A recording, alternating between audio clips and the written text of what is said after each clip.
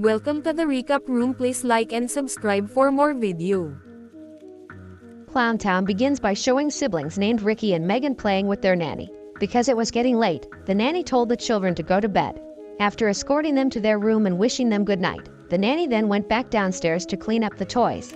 Not long after, a loud noise came from the children's room. The nanny immediately went upstairs to check on the situation.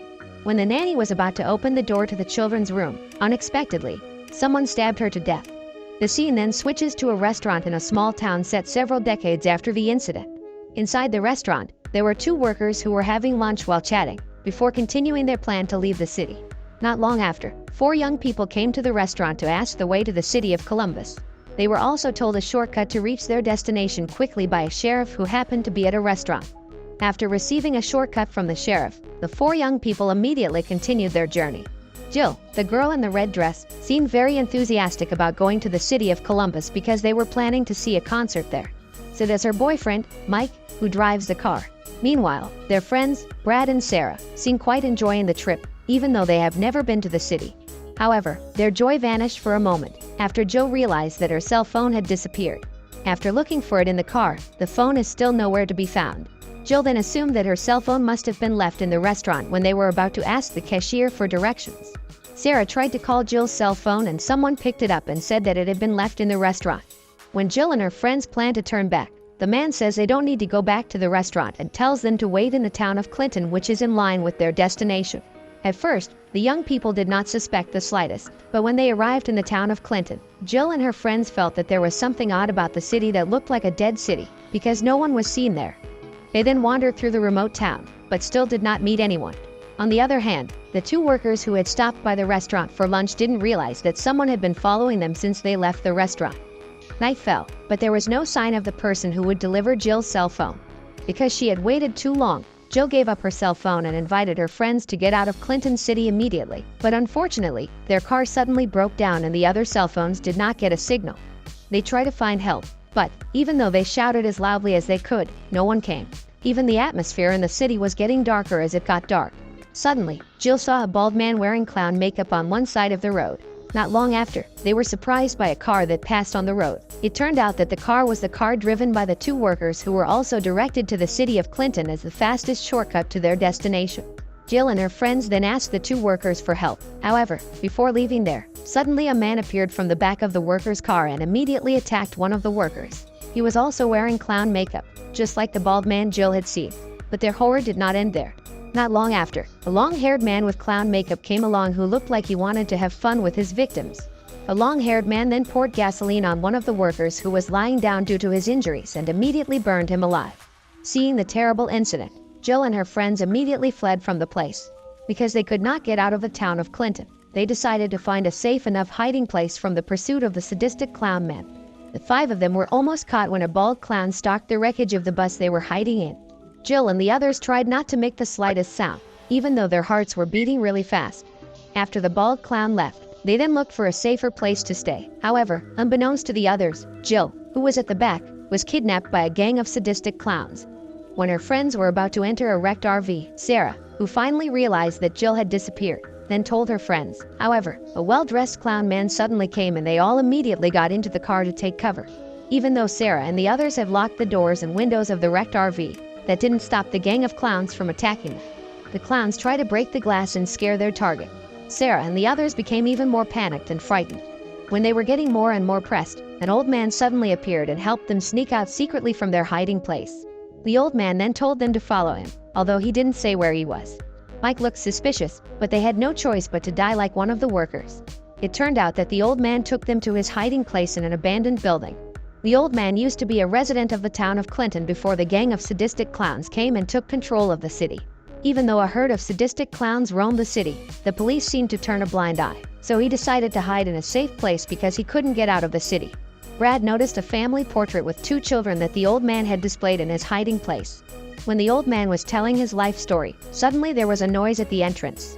The gang of sadistic clowns apparently managed to sniff out the traces of their escape and managed to find the old man's hiding place. The old man then directed Sarah and the others to escape through the back door. However, a well-dressed clown man managed to barge in and ambush the worker. Sarah and her friends tried to help the worker, but unlucky, the worker was trapped in a locked room and the sadistic clown tortured him to death. Sarah and her friends, along with the old man, now have to deal with a long-haired clown man who is very ambitious to kill them all. In panic, they fled in dispersal. Mike runs away with the old man, while Sarah tries to escape to the roof of the building with Brad.